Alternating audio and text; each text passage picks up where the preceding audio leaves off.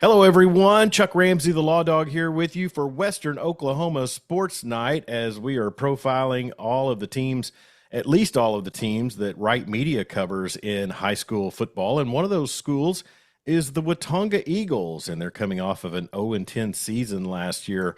And a new head coach is in town, and he's been on the job since back in the spring, and he's got those kids working really hard. And I know they're looking for a big rebound in Watonga, and we've got him right here on the program right now. Head coach Matt Walter. Coach, how are you doing, sir?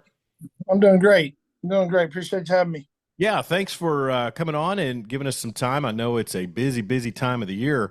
Man, Coach, your guys have been out hitting it all summer long. We followed you guys on social media. I think it's really cool that you guys have a social media hub for your program, but it's hot. These kids, Yeah. they've got to be out there just wondering, man, what is going on here? But I know, even though it was an 0-10 season last year, there were games that really they were just right on the cusp of snagging victory. But talk about coming into this job for you. You come from the college ranks, and kind of give folks that maybe haven't heard your story before a background of how you landed in Watonga. Yeah. Well, I'd coached college football for 24 years, various places after I played college football at Northwestern Oklahoma State, and was fortunate to get jobs at Louisiana Tech and Southeastern Louisiana and New Mexico State, and got to reconnect with my offense coordinator from college, Garen Higgins, when he was the head coach at Emporia State, and was there for 6 seasons. And then Northwestern and Oklahoma State, my alma mater, opens up, and I get the job, and there on the job for 8 years, and then spent one season at East Central University as offense coordinator. Yeah. And then I kind of around that time, I really had a lot of feelings after I left Northwestern, really, about going to the high school ranks. I got a couple buddies here in the state of Oklahoma, really good friends that coach high school football, and they're always calling me, every year, like, "Hey, you going to coach high school? Like, hey, you need to get out of Division II. You need, high school football is better than Division II, just your schedule and all this and that." And I'm like, I love college ball because I love the level of athlete, first of all, and then that's all I'd ever known as well. So to be fair, I didn't know any better either. And so after a year at East Central, I knew after that season, I knew it was time for me to look at the high school avenue and see what was out there.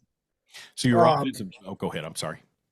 no, go ahead. So you're offensive coordinator at East Central. You'd been the head coach at Mhm. Northwestern. So, I mean, we've talked before, and you've mentioned now with transfer portal and Yeah. NILs and things like that, Division II becomes just that much more. And I'm sure it's a tough process at Division I as well. But you've kind of expressed to me in the past that really there's no real time off from coaching now. No, and I mean, some people, that's what they want. I mean, that's all they want, and that's fine.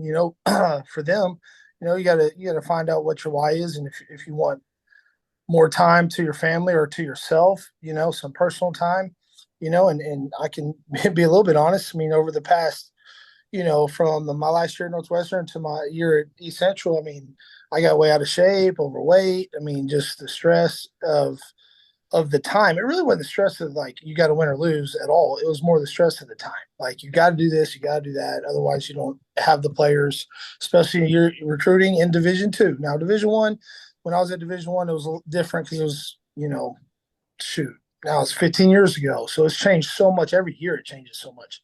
Yeah. But you got the NIL, and that's with or NLI, excuse me. And that's at every level now.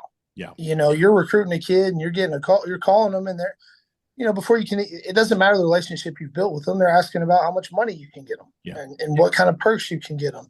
And, that's the difference between professional and college football, right? In college and professional football, you draft the guy, Yeah. or you priority free agent the guy, and he's yours. Yeah. Now you negotiate a contract. Well, what's happened, and people don't look at it this way, probably, and not a lot. They've given power to 18-year-old kids to negotiate, Yeah. and their people to negotiate with all these other schools, putting other schools in the bind. I don't know if you followed the deal, with the University of Florida, and I mean, that's a big one. Yeah, Where these kids are in their entourage, for lack of a better term, are negotiating contracts yeah, to and paying, trying to get highest bidder, all this and that. And we're talking at the upper top level of college football, which I understand that. sure. So what you're looking at, like, what are you doing? And pro ball is different because you're drafting the guy. Okay, now you're on the team. If you want to play, here's your 4 year, here's what here's the minimums, here's the maximums we can give you based on your draft, where your draft position was. Here's the guarantees we can give you. It's all structured with the CBA. They don't do that in college, so there's no limits, there's no rules. It's crazy. It's I, just crazy. I kind of like what Coach Gundy came out with last week. He's like, we're in season. Have your agent call me. I guess there's some issues with players asking for more money mid-season or whatever. It's like, Yeah. call me, have your agent call me at the end of the year. So I thought that was kind of a resilient point there. But so you were at Louisiana Tech. Who was head coach there when you were there? Jack McNeil. Okay. He was the center at Boston College when Doug Flutie threw the Hail Mary. All right. Him and Yeah. Phelan. That's Yep. really cool. Well, Louisiana Tech is renowned for some high-powered offenses. I mean, they turned out some quarterbacks into the NFL and things like that. So I imagine you're going to want to bring some firepower back to the Watonga Eagles offense. Oh yeah, and to just finish that last question, looking at the high school jobs in the area, I wanted to stay in this area, and Watonga was, when I was in college, we're playing for state championships every year, and I had a lot of teammates that came from Watonga to Northwestern, and you see the rings that talk about the championships, the things, the athletes that were there. And I'd been through it several times, either recruiting or whatever. I had a few players from Watonga play for me when I was at Northwestern. um, and that job was open, and I didn't know why. I didn't know the background behind the situations that had happened, but I did know the superintendent. Superintendent was a Yeah. teammate of mine for a year, and then I actually got to coach him for a year. I wasn't his position coach, but I was on the staff and he was on the team, Yeah. and I was, so I coached him or was coaching him for a year, and we had stayed in touch. We didn't talk every day or anything, but we had stayed in touch, and I, kind of reached out to him about what the job entailed and kind of what they were doing and what his vision was, and he explained it to me, and I was like, hey, that's what I'm looking for. I'm looking for an administration and a community that's hungry and wants to put into it.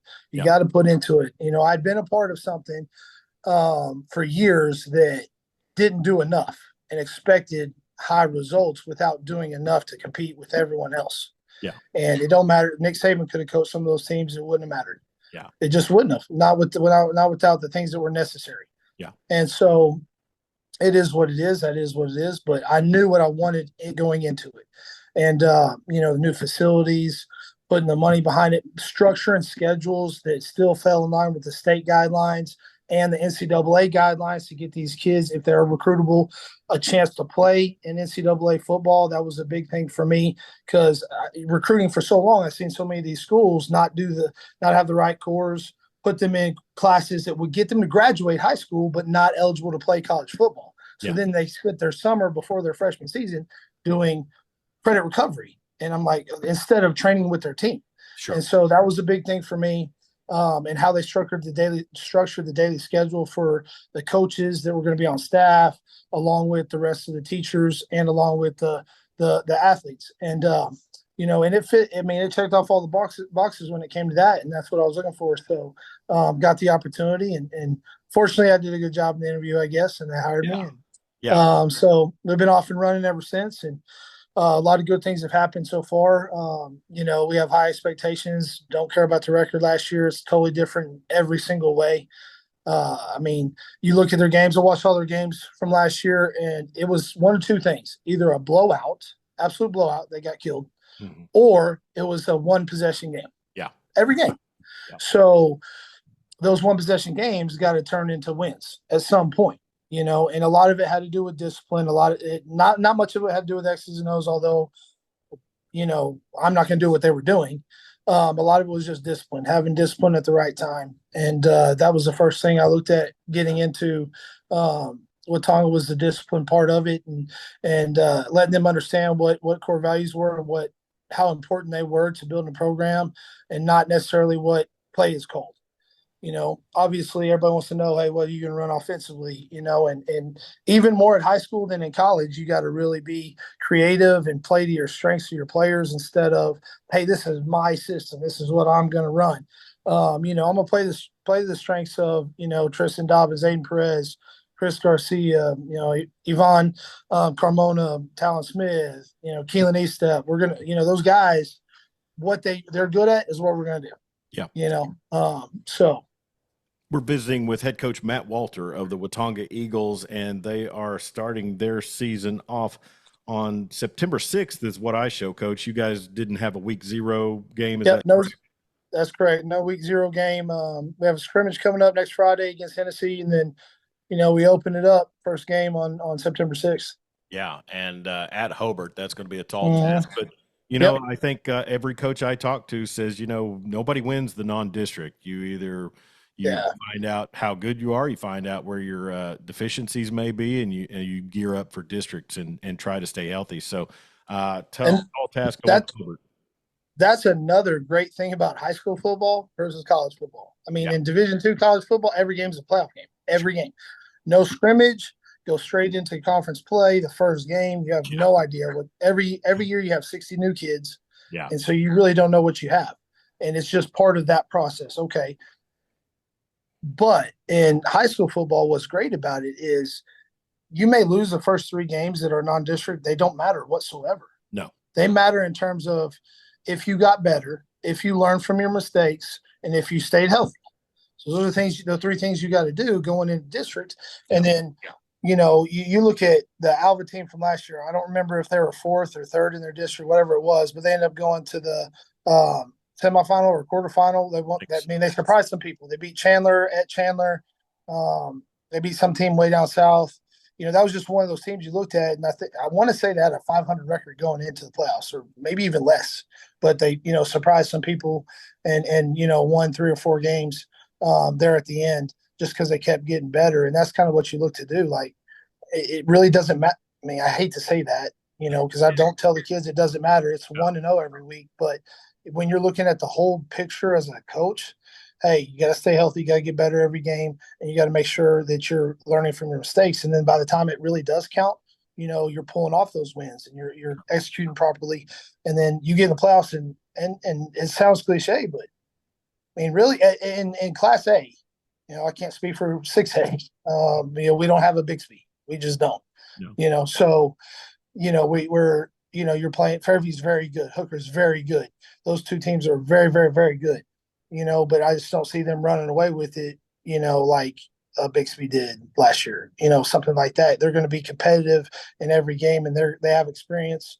Those 2 teams and have really, really good players. And what they do is they pull the close ones out because they're disciplined and they believe in what they're doing. Yeah. So that's what you got to get your team to do. Because you may be as talented as them, but are you going to execute as well as them? Are you as disciplined as them? Do you believe in what you're doing as they do? Yeah. And that's the difference between those 2 teams, particular in our district, and everybody else. Yeah, and Watonga steps into the new division in Class A. They fell into the Division 1 of Class A. They are in District 1, and like you mentioned, Fairview, Hooker, Crescent, Cashion are 4 teams in your district that finished very well in the play. Made some playoff runs. The 2 state finalists are in your district, but I mean, I told one of your other coaches from the district that we visited with, those teams gear up for each other pretty heavy. And so there could be a Watonga or a Hinton or a Sayer that goes in there and gives them everything they want when they're kind of maybe looking ahead and I could really see this district coach just kind of becoming a dogfight down the stretch. Yeah, I mean, like state finalists, and I believe those 4 by Piper picked 1, 2, 3, and 4. I believe the way you rated them. I think that's how they were picked. But you hope those 4 beat up on each other. But at the end of the day, hey, I'm teaching our guys to play. Hey, we want to play against the best because you do get in the playoffs. You're going to play against the best, so you might as well start now. Yeah. And worry about getting better yourself every day. Not worry about what's across the ball, but from a coach point of view, trying to get in the playoffs, you're looking at hey, how tough. Who plays us before we play them? Like, what I mean? Who they play? Like, Cashin. Who does Cashin play before they play us? If it's a Fairview, I don't necessarily think they'd be overlooking us past, but they might. They might. But that's not something that we're going to focus on. We're going to focus on, like I said, those getting better every week and learning from our mistakes. And then, if they run the gauntlet, somebody runs the gauntlet in this district unscathed, I'll be shocked if the district winner is undefeated. Yeah. Yeah. I don't know. I mean, obviously, I don't know who it's going to be, but I'll be shocked if it's completely undefeated. Sure. Well, and and that's the thing, and like I mentioned, your team, Hinton and Sayer, that's three right there, and two are on the Right Media Network. Hinton has their own, but that's three teams right kind of here in this area that I see being vastly improved from last year, and any one of these Yeah. teams might not show in record wise. Now, I think Yeah. obviously you go 0-10, there's going to be an improvement record wise, I believe, with your team. But I mean, that third and fourth spot in the playoffs could be up for grabs going into week 10, and that's really the exciting part about this new division. Oh yeah, and I'm I'm glad they're doing it. Some people are really upset about this, which again, I haven't been in high school football, so I'm not. They have their own feelings and reasons why, but the way I look at it is, it's just more opportunities. Past week 10 for another division, more opportunities for more kids to keep playing the game. We all love the game. The high school football is the greatest thing there is in terms of athletic events to me. Obviously, I'm biased, but getting these kids more opportunities to keep playing. Because I mean, what is it? 5% of all, I think it might be even lower than that. 5% of all high school seniors go on to play at some level Yeah. of college ball, and just to get them more games and more opportunities to have these memories with their teammates. I don't see anything. I don't see anything bad or wrong with that. No. Although some people really do, and I don't understand it, but that's their prerogative, I guess. Well, and I think also a reason for optimism in Watonga is the fact that you mentioned some names already. Tristan Mm-hmm. Robbins has shown that he can be a game breaker. Aiden Perez has got big playability. I think you looking at the scouting report, you've got some pieces on the line that will help immensely. So talk about, what you foresee as the strong points of your team this season. Well, like you said, Aiden Perez, a VIPE 100, top 100 player in the state. He's just a really good football player. He understands the game, can play multiple positions. What's crazy about it is I got three guys offensively that literally can play quarterback, fullback, tailback, receiver, tight end. You don't get that a lot. You don't get that a lot, and they legit can do all three.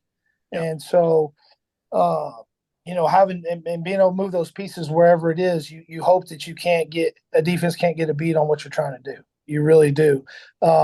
And so, we're gonna have some playmakers. Defense or up front, offensive line wise, we got four returning starters, which is great. You don't get that much. Two of them are seniors. The other two are juniors. No, one's a junior, one's a sophomore. He started as a freshman. And then we're kind of battling out between three guys on the other spot. So, up front, we do have some experience. And granted, it was a totally different offense, so they're having to learn a lot, but at least have game experience. Yeah. Dason Cash is really, really good. O-line is all district last year at O-line. Our center's back, who's really good.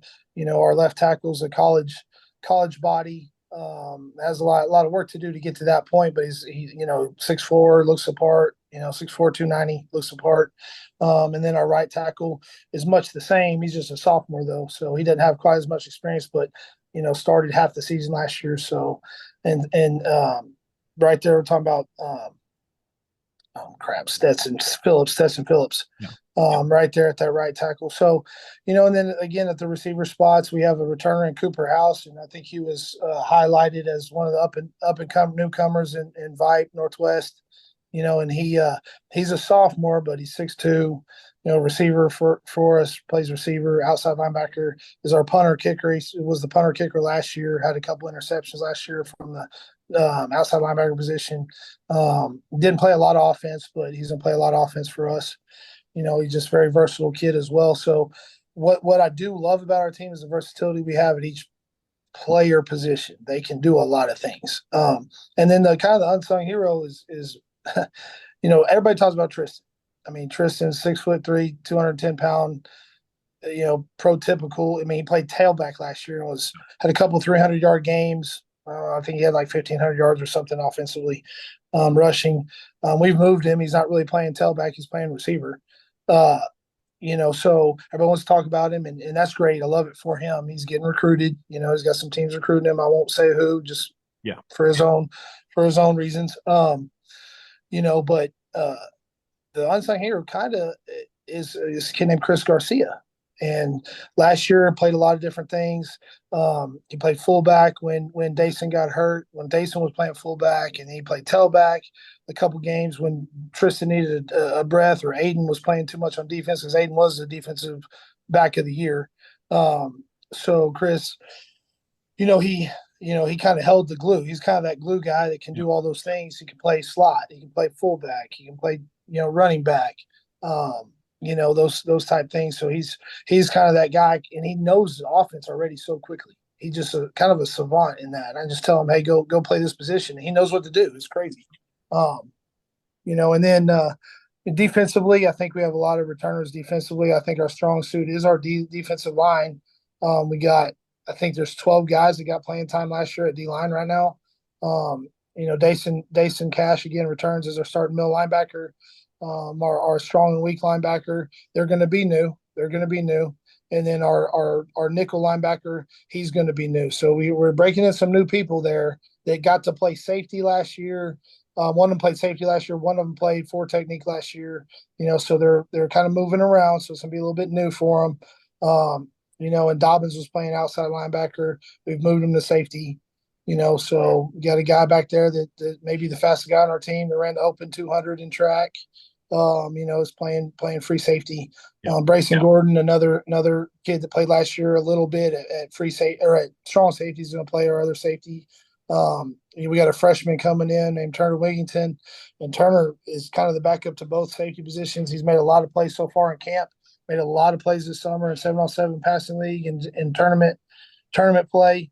And then our two corners, Aiden Perez and Yvonne Carmona return, and they both, one was a defensive back of the year. The other one's a returning senior who's played a lot of football in 4 years. Yeah. So there's a lot of reason for optimism, that's for sure, Coach. And I think from what I gather, just contacts I have in Watonga, I think people are excited about you coming in and about Coach Hildebrand bringing you in as head football coach. And coming out of some adversity last season, I think this town is ready for some positive play and some good results. And just looking at the state championship record, it's been 30 years since Watonga won a state title in 1994. Yeah.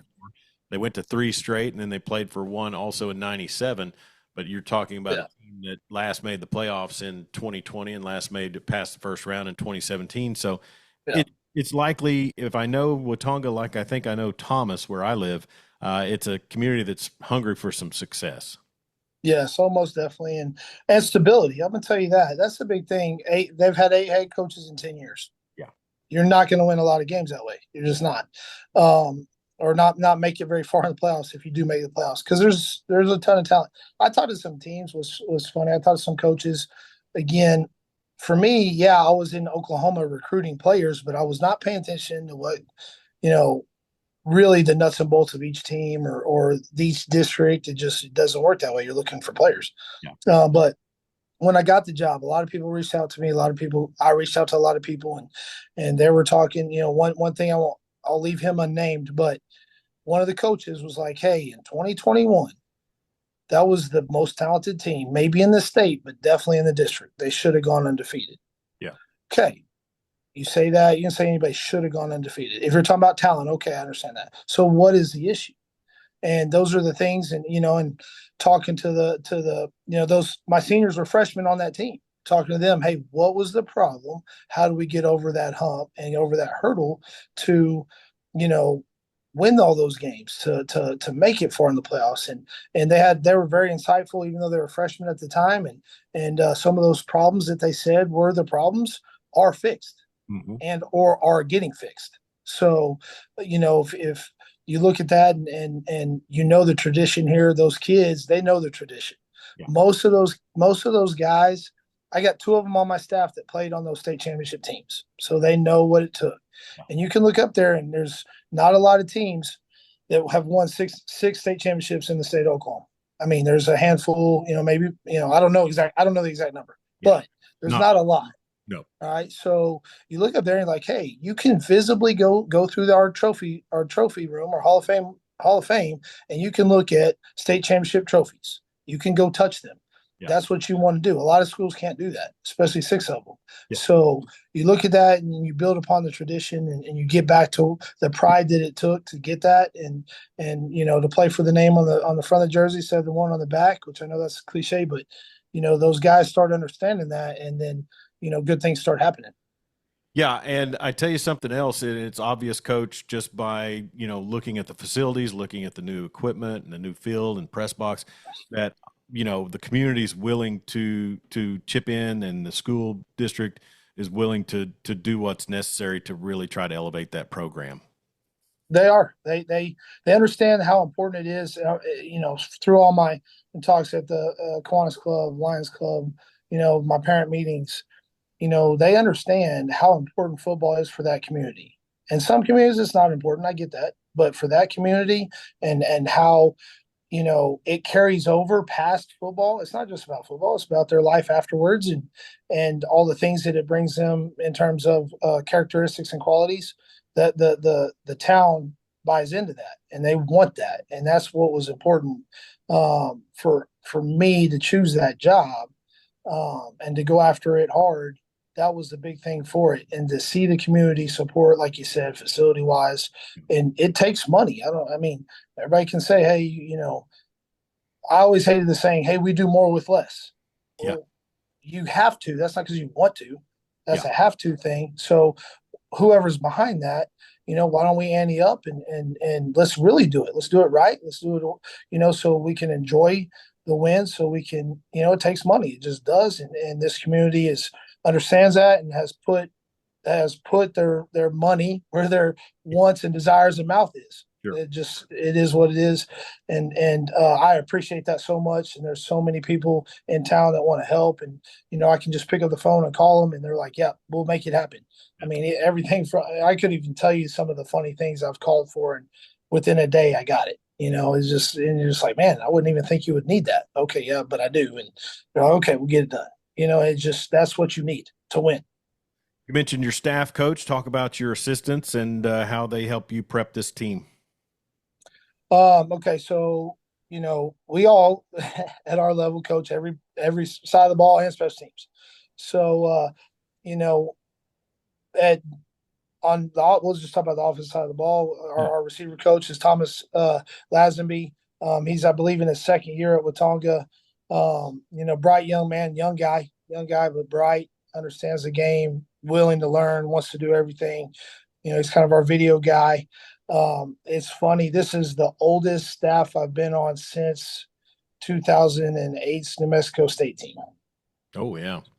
Yeah. So that staff, we had Woody Woodenhofer and Hal Mummy and a guy named Herb Patera. These are legends, but they're all a lot older. So, and all I've had is young guys. So now I got some older guys, but Thomas is our youngest. Then we have a guy named Leroy Richardson, who was on some of those state championship teams. He's helping with the linebackers, helping a lot with the junior high and sixth grade as well. And then also doing helping with receivers offensively. Then our O-line coach Easton Maxwell came over this year from Guthrie, played for me at Northwestern, understands what I want, how I want it done. A lot's changed since he played for me, but he understands me, and Yeah. that's a big thing, Sure. especially with your O-line coach. That's a big thing. Of course, I coach most of the backs, the receivers, but uh, um, Coach Clint Benway, who was last year for first three games was the head coach, and Yeah. some things happened, and he actually stayed on staff in Watonga. He just didn't do football, and he was a teammate of mine on my national championship team in '99 at Northwestern, and then Okay. just stayed in touch with each other for years. When he was in Texas coaching, I recruited a lot of his players, and he came up here, and it's hard. I'm telling you, it's hard to come back to your hometown and become a head coach. I don't care if it's high school or college. It's hard to do because you got to think of it like this. He won 3 state championships in high school, and then if you come as a coach and you take on that role as a head coach, there's really only one way to go down. Yeah. You either go down or you win another state championship. Sure. And that's hard to do. Yeah. It's hard to go back to your alma mater and do that. It takes a lot of guts. It takes a lot of love, love for your town and team to do that. And that's why a big reason why I brought him back. Yeah. And said, hey, he did all things necessary to get back. And I was like, this dude loves being here, and that's a big part of it. He's not just drawing a paycheck. That's a huge thing. You're not drawing a paycheck. He's trying to get better, trying to get the kids better, trying to win. Yeah. So he's our DC as well. I'm helping a lot with that. I'm gonna be involved in everything. That's just gonna be me and how I am. And then we got a guy named Trent Smith who coached at Clinton for a while. He's been here 3 or 4 years, I believe. He has a son on the team. He's helping with DBs mostly. He'll help with our H backs. And then we have John Cope, who's our junior high head coach. He helps a lot with what we're doing, a lot involved in a lot of things that we're doing, whether it's operationally or, equipment or whatever. Then we have a guy named Easton Batt, which this is his first year with football, I believe, maybe a second. But he helps with the 6th grade and junior high. He's also assistant wrestling coach. I'm not sure what else he coaches, but I know he's assistant wrestling coach. And then we got Corey Duncan, who's our junior high DC. He's also our head wrestling coach. And he knows what we're doing because we do everything from top down. Our junior high is doing the same thing our high school is doing. So if in a pinch, if he needs to come up to help with varsity, he can. He's just his time constraints are so, he's with our wrestling programs really on the up and up. And it was kind of down a couple years ago before he came, and he's really got it going. So, he's got a lot of time constraints with what he's doing besides football. So he doesn't really help with the varsity, but he definitely very, very involved with our up and coming guys and developing them so they're ready to go when I get them. Sure. So that's kind of our staff. We love Coach Duncan. We love Coach Benway. I really enjoyed getting to know him a little bit last season. So I'm really glad you got a great staff there going for you at Watonga. Coach, a little bit about you. Man, you mentioned New Mexico State, and the first thing that came to my mind was El Sombrero there in Las Vegas. Yeah, El Sombrero, yeah. Got to get those rainbow enchiladas down there. Family from down there, so got to experience a lot down there at times. But on just a little bit about you, just your typical Saturday, maybe reviewing some film or whatever. What team do you particularly tune into to watch in college football? Oh man, I got so many. Man, I'm gonna offend somebody. I got so many friends at so many different schools. I mean, I root for every school that I have either former teammates at or former colleagues at. Or former coaches that coached me at. I'm a big fan of Ohio University. I check on them every day. Tim Albin was my head college coach. He's their head coach at the Ohio University Bobcats. Yeah. I'm taking them every day. The DC at Oklahoma State, Brian Nardo, really good friend of mine. We coached together for 6 years at Emporia. He was the DC, I was the OC. Had a lot of battles. Great dude. One of the best human beings you could ever meet. He's an up and comer, and I can't wait till he gets a head job because he's going to get one soon. So I definitely am looking at Oklahoma State. I know it maybe upset all the OU fans, but I mean, when you got a good friend at the other side, on the other side, I mean, if he was at OU, I'd be rooting for OU. So, but those are kind of them. I got a really good friend at University of Florida that coached for me. He's coaching at University of Florida, so I always follow them. Yeah. And he helped me with some major things that are really good point in my life. And, I'll always be a fan of his. His name's Ashore Pira. He's their director of football there at University of Florida. So I'm always looking at him. There's more. I mean, obviously I follow Emporia State. I follow New Mexico State, even though none of the guys there I know anymore. Just because of the former school. Louisiana Tech has a couple people still there, so I look at them. And then just former schools. And obviously, I still follow Northwestern. Yeah. Always will. I'll always be a Ranger. Spent a total of, let me count them up, a total of 15 years there. I know. Don't show me that. Don't show me that. School up. Here you go. Hey, here you go. Here you go, Chuck. There you go. There you go. Hey, I got a winning record against Southwestern. I'm 4-2 as a head coach against – no, let me go back to that.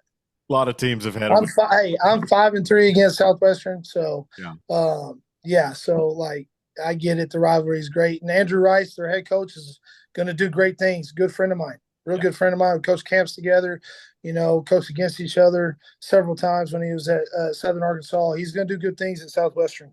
sure. I hate saying that; it kind of hurts, but he's a good one, good coach, and I'm always going to wish him well. So hope that he does win all those games until the last game of the year when they got to go play Alva. So. Sure.